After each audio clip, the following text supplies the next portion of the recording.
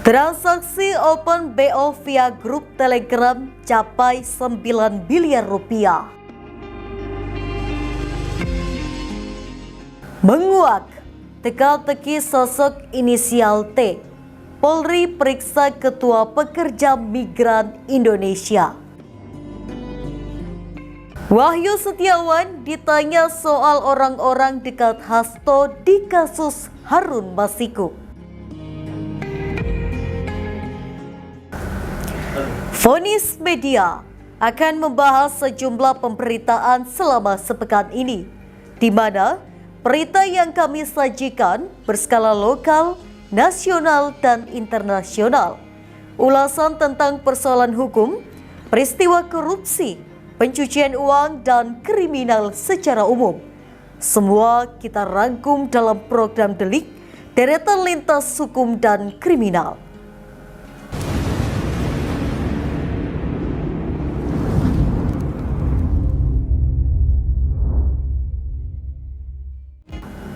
Bareskrim Polri telah mengungkap kasus dugaan eksploitasi seksual terhadap anak di bawah umur yang dilakukan lewat media sosial dengan nama Premium Plus. Polisi menemukan total transaksi dari pelaku dalam kasus ini mencapai 9 miliar rupiah. Bareskrim Polri telah mengungkap kasus dugaan eksploitasi seksual terhadap anak di bawah umur yang dilakukan lewat media sosial dengan nama Premium Plus. Polisi menemukan total transaksi dari pelaku dalam kasus ini mencapai 9 miliar rupiah. Polisi juga telah melakukan penyitaan sejumlah barang bukti dari kasus ini. 2 unit kendaraan roda 4, 12 unit handphone, 1 laptop, 6 buku rekening, 13 kartu ATM, dan 14 buah SIM card, dan 3 alat kontrasepsi. Wadir Tipit Siber Bareskrim Polri, Kombes Dani Kustoni menjelaskan bahwa tersangka menawarkan layanan tersebut melalui grup yang telah dibentuk dan media sosial. Para pengguna layanan ingin menggunakan fasilitas lebih, harus membayar dan bergabung dalam grup baru. Jadi ada grup tersendiri yang di kelompok mereka yang memungkinkan untuk masuk, yaitu adalah yang loyal customer dengan membayar deposit tentunya 5 juta sampai dengan 10 juta. Dan bagaimana member atau grup Hidden Gems ini bekerja, yaitu dengan menawarkan secara khusus yang menurut kelompok mereka akan diberikan perempuan-perempuan yang terbaik menurut mereka. Makanya tarifnya cukup tinggi. Jadi hampir rate-nya rata-rata sampai ratusan juta. Itu di grup Hidden Gems itu sendiri. Sebelumnya, Bareskrim Polri membongkar kasus dugaan eksploitasi seksual terhadap anak di bawah umur yang dilakukan lewat media sosial. Polisi mengatakan para tersangka diduga menawarkan layanan seksual oleh anak-anak. Kelompok ini di dalam mengeksploitasi anak ada admin medsos, ada pemasaran, ada penyedia rekening, ada mucikari. Modus pelaku menawarkan jasa layanan seksual atau open BO perempuan yang terdiri dari perempuan di bawah umur, dewasa juga ada. Kemudian ada istilah mereka yaitu sekuter, selebritis kurang terkenal, warga negara asing, dan lainnya. Open BO perempuan di bawah umur ditawarkan dengan harga 8 hingga 17 juta rupiah. Kemudian ada pula grup Hidden Gems bagi member loyal. Grup ini sudah beroperasi sejak Juli 2023. Loyal customer yang hendak bergabung dengan grup Hidden Gems diharuskan membayar lagi deposit 5 hingga 10 juta rupiah. Dari Direktorat Tindak Pidana Siber Bareskrim Polri, sebagaimana tadi disampaikan Kabak Penum, akan menyampaikan hasil pengungkapan kasus praktek eksploitasi seksual anak secara online dan terorganisir. Kenapa disampaikan terorganisir? Karena memang kelompok ini di dalam mengeksploitasi anak itu sendiri, ada admin dari media sosial itu sendiri, kemudian ada bagian pemasaran, ada penyedia rekening, dan tentu ada mucikari. Adapun modus para pelaku, yaitu dengan menawarkan jasa layanan seksual atau open BO perempuan yang terdiri dari perempuan di bawah umur, kemudian yang dewasa juga ada, kemudian ada istilah dari mereka yaitu skuter atau selebriti kurang terkenal, kemudian warga negara asing, dan tentu yang lainnya. Pelaku ini melakukan melalui akun media sosial X dan menjadi member atau membuat satu grup member Telegram dengan nama Premium Place. Nah, khusus perempuan di bawah umur, para tersangka ini mematok harga antara 8 juta sampai 17 juta. Perlu diketahui oleh rekan-rekan bahwa saat ini member grup Telegram Premium Plus ini kurang lebih berjumlah 3.200. Jadi membernya di grup itu ada 3.200 akun. Ya, bisa memungkinkan juga untuk 3.200 orang. Adapun para member harus membayar akses. Jadi setelah dia menjadi member, kemudian dia mengakses di grup itu dengan membayar 500.000 sampai 2 juta. Jasa layanan ini telah berjalan sejak bulan Juli 2023 sampai dengan saat ini. Ya, jadi kurang lebih sudah. Sosok pengendali judi online berinisial T, orang yang dianggap kebal hukum, membuat Badan Reserse Kriminal atau Bareskrim Polri melakukan penyelidikan dan memanggil Kepala Badan Perlindungan Pekerja Migran Indonesia, Beni Rahmadani, untuk klarifikasi. Pemeriksaan lanjutan ini diperlukan karena Beni belum mengungkap secara jelas soal sosok yang dimaksudkannya sebagai pengendali bisnis judi online. Badan Reserse Kriminal atau Bareskrim Polri akan kembali menjadwalkan pemeriksaan klarifikasi terhadap Kepala Badan Perlindungan Pekerja Migran Indonesia atau BP2MI Beni Rahmadani pada Kamis 1 Agustus 2024. Direktur Tindak Pidana Umum Bareskrim Polri, Brigjen Juhandani menyebut pemeriksaan lanjutan ini diperlukan karena Beni belum mengungkap secara jelas soal sosok T yang dimaksudkannya sebagai pengendali bisnis judi online.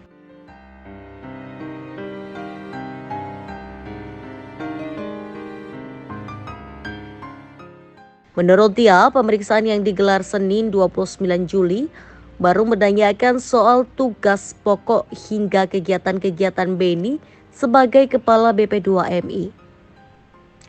Pemeriksaan juga baru menanyakan soal rapat terbatas di Istana Negara yang diikuti Beni saat menyampaikan perihal sosok T tersebut. Oleh karenanya proses klarifikasi akan dilanjutkan ke hari lain. Juhandani mengungkap awalnya Beni meminta pemeriksaan lanjutan digelar Senin 5 Agustus 2024.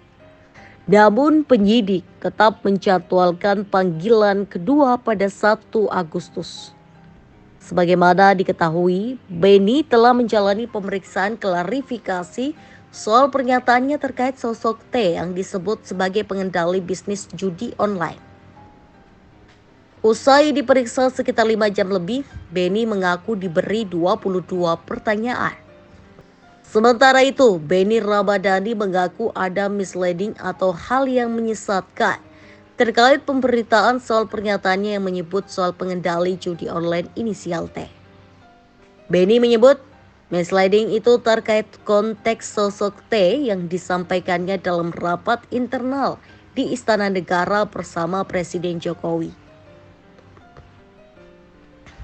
Dia menyebut saat itu dirinya tengah membahas soal tindak pidana perdagangan orang atau TPPO, bukan spesifik hanya perjudian online.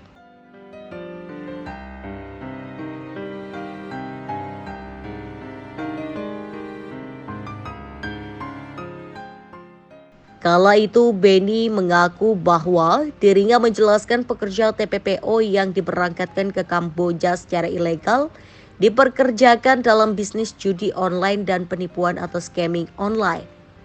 Menurut Benny, tak hanya inisial T yang saat itu disampaikan dalam rapat internal di Istana Negara, namun ia mengaku juga menyampaikan inisial-inisial lain dalam perkara TPPO. Sementara terkait identitas T yang sempat disebutkannya itu, politikus Partai Hanura ini enggan menyampaikannya ke publik. Benny mengaku sebuah hal yang diketahuinya soal sosok T ini sudah disampaikannya ke penyidik. Diberitakan sebelumnya Benny menyebut ada seorang berinisial T yang diduga sebagai pengendali judi online di Indonesia. Menurut Benny, sosok tersebut adalah warga negara Indonesia yang mengendalikan bisnis judi online dan scamming atau penipuan online di Indonesia dari Kamboja.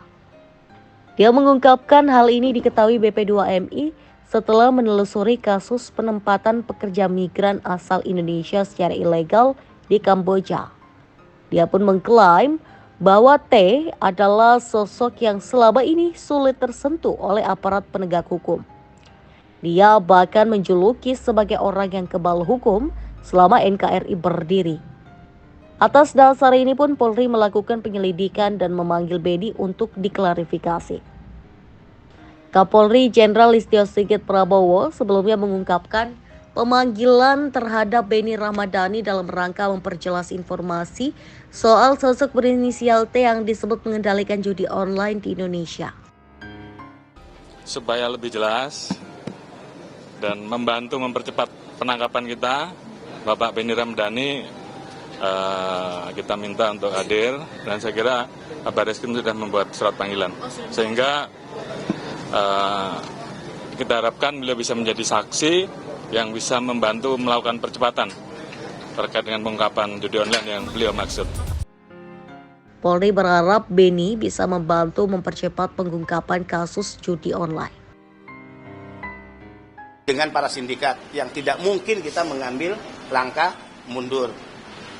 Terkait inisial T yang selama ini juga menjadi pertanyaan banyak pihak rekan-rekan media, karena pemberian klarifikasi sudah dilakukan tadi, maka silahkan nanti tanya ke penyidik. Ya. Tapi sesungguhnya saat saya menyampaikan dalam rapat internal di Istana, karena temanya adalah tema tentang TPPO, ya, itu kan tidak hanya inisial T yang saya sampaikan, tapi juga ada inisial-inisial lain. Misalnya terkait penempatan ilegal ke Singapura, ada inisial S_J, itu statusnya DPO hingga hari ini. Kemudian yang kedua inisial ARO atau AIM, yang ketiga inisial RS, statusnya juga DPO. Kemudian inisial S dan inisial MM. Jadi pembicaraan di hadapan Presiden, saya sebagai kepala badan, sebagai pembantu Presiden tentu harus menyampaikan baik hal-hal yang konteksnya ya bersifat paparan, bicara tentang angka dan data, bicara tentang modus operandi, ya, bicara tentang daerah-daerah rekrutmen, dan juga sektor pekerjaan. Ada yang diberangkatkan ke Singapura, sektor pekerjaannya pekerja rumah tangga misalnya. Tapi yang dipekerjakan ke Kamboja, sektor pekerjaannya di judi online dan scamming online. Nah, untuk Singapura kita sebut tadi inisialnya. Kemudian untuk scamming online, judi online kita sebut inisialnya T. Nah, terkait T itu siapa? Dalam pemberian klarifikasi kita sudah sampaikan tadi keterangannya ya dalam pemberian klarifikasi kepada para penyidik Barreskrim Polri. Bapak berani Cukup, ya? menyebut T itu sebagai pengendali bisnis judi online di Indonesia, itu bukti-buktinya apa ya? Pokoknya Pak? begini ya. T itu siapa? Ya. Apakah dia benar pengendali atau tidak? Ya.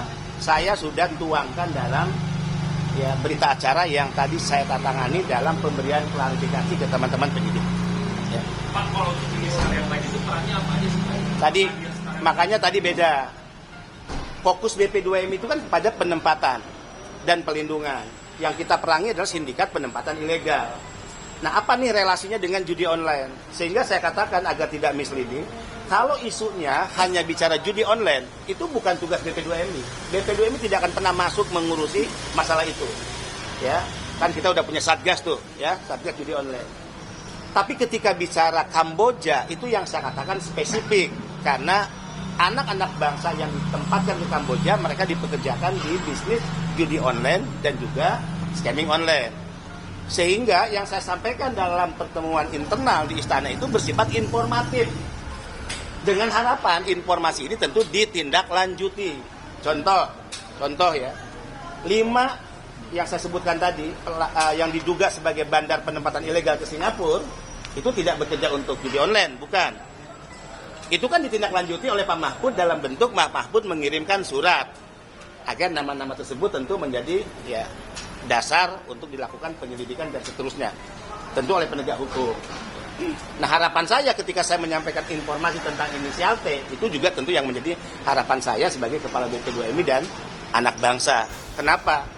Dalam pikiran saya, karena yang ke Kamboja ini dipekerjakan di judi online dan scamming online, harapannya kalau ini bisa dibongkar nih, berhenti, maka otomatis dia akan menghentikan penempatan ilegal.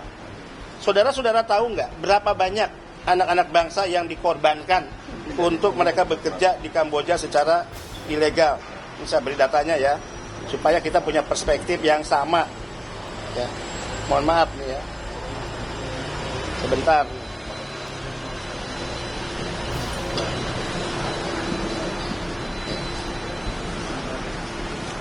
Mungkin kita lalai dan kita tidak tahu. Orang Indonesia yang sekarang ada di Kamboja itu jumlahnya 89.440 orang. Ya. Itu tercatat loh, ya, tercatat sesuai data izin tinggal ya dari imigrasi Kamboja. Oke, yang kedua, berapa yang lapor diri? Yang lapor diri dari 89.440 itu sebanyak 17.883. Oke, sekarang berapa yang sudah dipulangkan ke Indonesia karena bekerja di judi online, scamming online? Ya, kurang lebih ya 3.900, mohon maaf, 1.914 dari Kamboja. Itu di luar yang dipulangkan dari Filipina, judi online juga. Ya, kemudian dari Vietnam, Thailand, judi online juga. Nah, saya fokus Kamboja nih. Kamboja adalah 1.914. Ini anak-anak muda, anak-anak bangsa yang menjadi korban penempatan ilegal. Standing posisi saya, fokus dan concern BP2MI adalah perang melawan sindikat penempatan ilegal. Jadi jika judi online itu berdiri sendiri, maka tidak menjadi fokus dan tugas kami. Ya, itu bukan tugas BP2MI. Demikian ya. Terima kasih. Bapak kan disebutkan bahwa BP2MI kan perang terhadap sindikat penempatan ilegal. Dan itu kan juga masyarakat sudah dikasih tahu sejak dari dulu gitu Pak, sejak zaman Pak Mahfud, maka sudah mengatakan. Kenapa Pak inisial T ini sulit untuk ditangkap atau dibongkar sampai saat ini? Ya, saya tidak pada posisi dan kapasitas menjawab itu ya. Saya sudah memberi keterangan hampir 22 pertanyaan. Ya, dan saya sudah jawab, berita acara sudah tangani terkait inisial T, ya, maka saya minta dipersilakan untuk ya ditanyakan kepada penyidik dari Baris Krim Polri. Ya, begini, kalau orang yang katakan ya diduga atau apa belum ditangkap ya berarti kebal hukum dong, kan sederhana kan? Apa? Itu menjadi tanggung jawab dari pihak kepolisian. Apa? Bapak udah ngasih nama lengkap TNI ke penyidik. Silakan tanya ke kepolisian. Latar belakangnya apa sih Pak? Dari usaha Sudah ya. Yang pasti ya saya konsisten menyebut ya inisial. Inisial itu siapa, latar belakangnya apa, maka saya sudah memberikan keterangan kepada kepolisian, penyidik, dan silakan ditanyakan kepada penyidik. Ya. Pak, ada bagaimana Pak dari BP2MI apakah tidak ada kewenangan lebih Pak terkait? Ya nggak ada lah. Tadi saya katakan kalau isu judi online-nya bukan kewenangan kami. Kami tidak berurusan dengan itu. Bahkan ada beberapa media misleading-nya misalnya ketika saya menyebut judi online seolah-olah judi online yang ada di Indonesia yang sedang ditangani oleh Satgas. Tidak, ya. Saya menyebut relasinya atau korelasinya dengan penempatan ilegal di Kamboja. Mereka dipekerjakan di judi online dan scamming online di Kamboja. Ya, oke. Ya. Ada bukti-bukti Pak yang diserahkan ke penyidik Pak. Tanya ke penyidik. Ya. Tanya ke penyidik. Makasih banyak.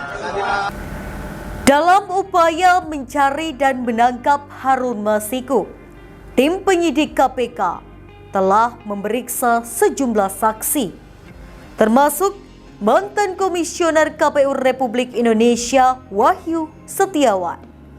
Dirinya pun ditanya terkait orang-orang dekat Sekretaris Jenderal PDIP Hasto Kristianto yang telah dicegah Komisi Pemberantasan Korupsi atau KPK bepergian ke luar negeri. Mantan Komisioner KPU Republik Indonesia Wahyu Setiawan dicecar tim penyidik terkait orang-orang dekat Sekretaris Jenderal PDIP Hasto Kristianto yang telah dicegah Komisi Pemberantasan Korupsi atau KPK berpergian ke luar negeri. Hal itu disampaikan langsung Wahyu usai menjalani pemeriksaan selama 6 jam sebagai saksi dalam perkara yang melibatkan buronan Harun Masiku selaku mantan caleg PDIP di Gedung Merah Putih KPK, Jalan Kuningan Persada Kaf 4 Setiabudi, Jakarta Selatan, Senin 29 Juli. Saat disinggung soal 5 orang yang dicegah KPK dalam perkara suap terkait PAW, anggota DPR Republik Indonesia Dapil Sumsel 1 fraksi PDIP periode 2019 hingga 2024 itu, Wahyu membenarkan bahwa salah satu materi yang didalami tim penyidik kepadanya terkait hal tersebut. Namun Wahyu tidak mengungkapkan siapa saja yang dia kenal dari 5 orang yang dicegah KPK tersebut. Tak hanya itu, Wahyu membantah bahwa pada pemeriksaan kali ini disinggung soal peran Hasto. Pada pemeriksaan kali ini Wahyu dicecar sebanyak 15 pertanyaan. Wahyu Setiawan sebelumnya juga sudah diperiksa tim penyidik pada Jumat 29 Desember 2023 lalu dalam upaya mencari dan menangkap Harun Masiku. Tim penyidik KPK telah memeriksa sejumlah saksi, yakni Simon Petrus selaku tim hukum DPP PDIP Hugo Ganda serta Melita De Graaf. KPK pun telah melakukan pencegahan terhadap orang dekat Hasto agar tidak berpergian ke luar negeri selama 6 bulan ke depan sejak 22 Juli 2024. 5 orang yang dicegah itu adalah Kusnadika selaku staf Hasto Kristianto, Simon Petrus atau SP selaku pengacara PDIP, Yanuar Prawira Wasesa atau YPW selaku pengacara PDIP, Doni Tri Istiqomah atau DTI selaku pengacara PDIP, dan Dona Berisa atau DB selaku mantan istri Saiful Bahri atau SB yang merupakan kader PDIP yang juga terpidana dalam kasus ini. Dari 5 orang itu mayoritas juga sudah diperiksa maupun rumahnya digeledah KPK. Seperti Kusnadi, Simon Petrus, dan Dona Berisa sudah diperiksa tim penyidik KPK. Sedangkan Doni Tri Istiqomah rumahnya sudah digeledah. Kalau Wahyu Setiawan masih terkait perkara suap dan gratifikasi tersangka HM dan keberadaan yang bersangkutan. Jadi tanyakan seputar itu. Bukan dugaan masuk justice itu. Ya itu masuk di dalam skup pemeriksaan yang dilakukan oleh penyidik. Terus Saiful Bahri datang kan? Saiful Bahri tidak hadir karena informasi yang kami dapatkan surat panggilannya retur. Jadi nanti penyidik akan memanggil kembali apakah alamatnya yang salah atau mungkin tidak diterima atau bagaimana nanti akan ditelusuri lagi. Retur itu maksudnya dikembalikan sama pihak pengirimnya ya? Ya. Terus berarti obstruksinya udah mulai didalami penyidik ya Mas dengan memeriksa Wahyu Setiawan dan Saiful Bahri ini? Ya, itu peluang itu tetap terbuka. Jadi sebagaimana yang saya sudah sampaikan, siapapun yang diketahui atau penyidik dalam hal ini mendalami obstruction of justice atau mengetahui ada informasi tersebut tentunya akan didalami oleh penyidik. Mas, kemarin Wahyu Setiawan bilang kalau dia juga ditanya terkait 5 orang yang dicegah termasuk staf Hasto itu. Nah, ini gimana sih Mas? Maksudnya emang yang didalami ke Wahyu ini soal apakah 5 orang ini punya peran dalam menyembunyikan Harun atau mundur lagi ke belakang dulu ketika kayaknya orang-orang ini juga terlibat dalam penyuapan Wahyu Setiawan atau gimana? Ya, materinya tidak dibuka sama penyidik, jadi saya masih belum bisa mengupdate terkait itu. Kalau yang dicegah itu memang terlibat dalam obstruction of justice itu? Kita tidak atau belum ada sprindik atau sprindik obstruction of justice. Jadi semua pemeriksaannya masih kerangkanya surat perintah penyidikan, suap dan gratifikasi tersangka dengan kapasitas tersangka Harun Masiku. Nah, Apa isinya ini saya belum bisa menyampaikan karena kembali lagi penyidik masih berproses, sehingga mereka menyampaikan kita tunggu saja, tentunya ke depan kalau seandainya ada update lagi akan disampaikan. Itu tadi informasi penting dan menarik selama sepekan dalam program Delik, Deretan Lintas Hukum dan Kriminal. Anda bisa mengakses berita lainnya di web kami di vonis.id dan di channel YouTube Vonis Media. Jangan lupa untuk komen, share, like, dan subscribe channel kami. Kami undur diri, sampai jumpa minggu depan.